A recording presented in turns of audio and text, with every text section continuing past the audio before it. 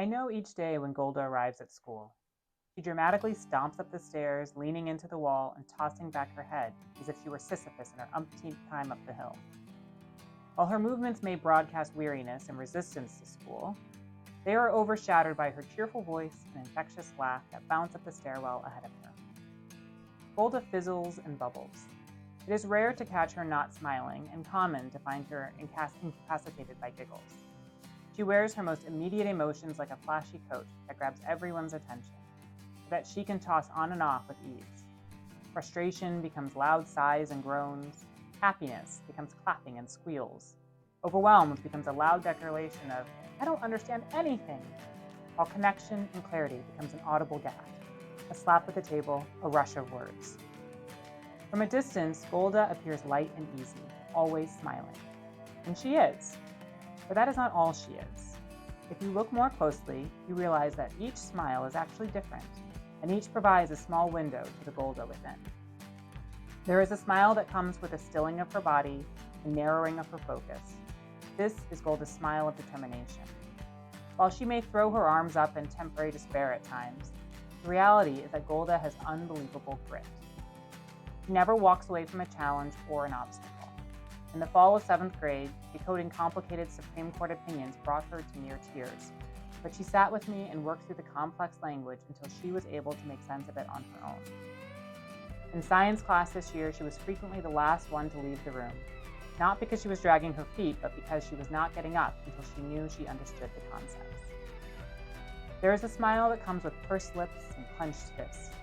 This is a smile of shouldering responsibility for herself, for the work, for others.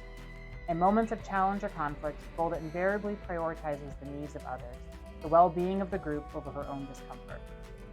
This can sometimes mean pushing down her own frustration or hurt or anger in order to not rock the boat for others. It can also mean choosing to get things done rather than getting bogged down in the need to be right.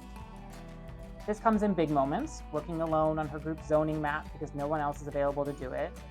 And it comes in smaller moments, sending an email, taking responsibility for her actions, because making amends is more important to her than the embarrassment of speaking up. When things are hard or overwhelming, when she is frustrated or feels let down by those around her, Golda will purse those lips and clench those fists and say, "It's fine," which really means, "I can take it, so others don't have to."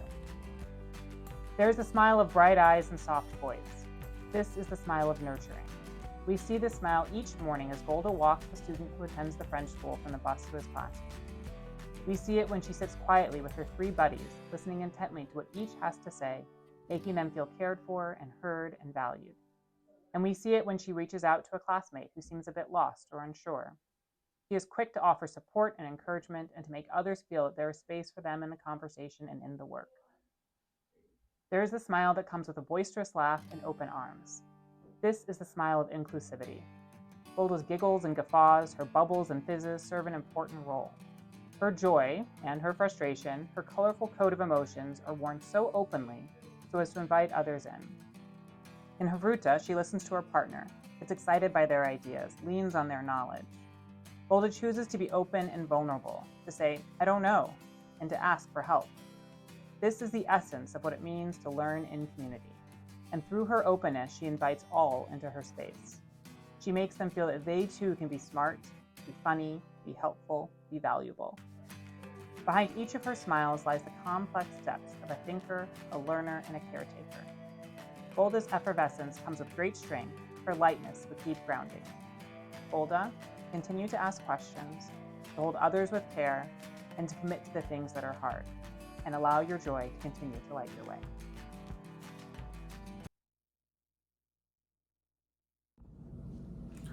I came to Akiba when I was 4 years old in the Blue Room. However, I don't remember that much of my first couple years at Akiba. I do remember how welcoming the community was and how much I loved my teachers. Although I have definitely grown since coming to Akiba, I think that those words perfectly reflect what Akiba is. One of the first memories I have from Akiba is in 1st grade when my buddy Lila and I read a book together. I remember feeling embarrassed because I wasn't a very good reader, but we went one word at a time and finished the book together. Having an older buddy made growing up seem less intimidating. My older buddies didn't just treat me like some little kid, they treated me like a genuine friend. Now that I am the older buddy, I hope that I was the friend that Ayala, Tobasara, and Lila were to me. Akiba has such a special impact on all of its students. This school has allowed me to be an active member in the Jewish community and an overall better person. This year turned out differently than everyone had expected it to, and I had to overcome many challenges. One of the hardest things I had to overcome was to accept that the dream of going to Israel for our 8th grade trip was just not going to happen. I felt guilty that I was upset about not being able to go on a trip while people are sacrificing their lives for their state. I did not know how to deal with this confusing mixture of emotions, but my teachers were right there by my side, supporting me and listening to me. Although the 8th grade Israel trip did not happen, I think that we had an equally amazing experience in Washington, D.C., and it is definitely an experience that I will cherish forever. Although leaving Akiba is going to be one of the most difficult things to do, I know that I'm ready for the next chapter in my life. Although I will miss walking down the hall and having a deep conversation with every single person I see, I will miss eating lunch with my friends every day, sharing what exciting things had just happened that morning. I will miss riding the bus with my friends and walking home with Maddie. I will miss my teachers, who are always there for me, just one email away. I know that I am ready for the challenges that high school will bring, and I'm so excited to make some more new memories. What I am most excited for, though, is staying in contact with everyone, so I don't lose that special Akiba spark. Now, I would like to thank a couple special people for making my time at Akiba possible.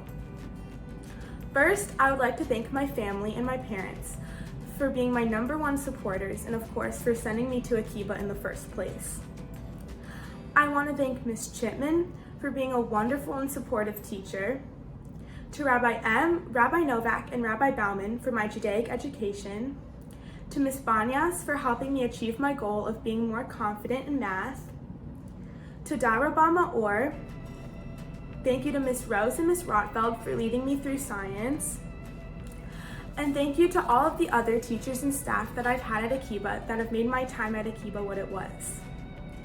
And of course, a big thank you to Ms. Cass for being a truly amazing principal. I don't know what Akiba would be without you.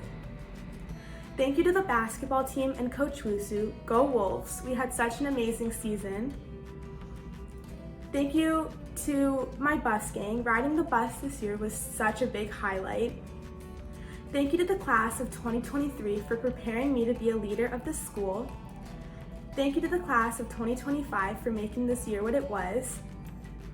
Thank you to Jack, Yis, and Isaac for making school fun. You guys make me laugh so hard sometimes. Thank you to Maddie. You are for being such a genuinely amazing friend. I've loved spending time in and out of school with you. Thank you to Miriam for being up for anything and for making me laugh. I'm so lucky to have a friend like you. Thank you to Tova. To Tova, I'm so glad we got close this year. You are such a great teammate, friend, and leader. Thank you to Tamar for making me laugh the hardest, even when I'm sad, and for being such a kind friend. And finally, thank you to Shoshi for being my best friend through everything. You will always be my best friend no matter where life takes us. Thank you for listening to my speech. Good luck and congratulations to the class of 2024.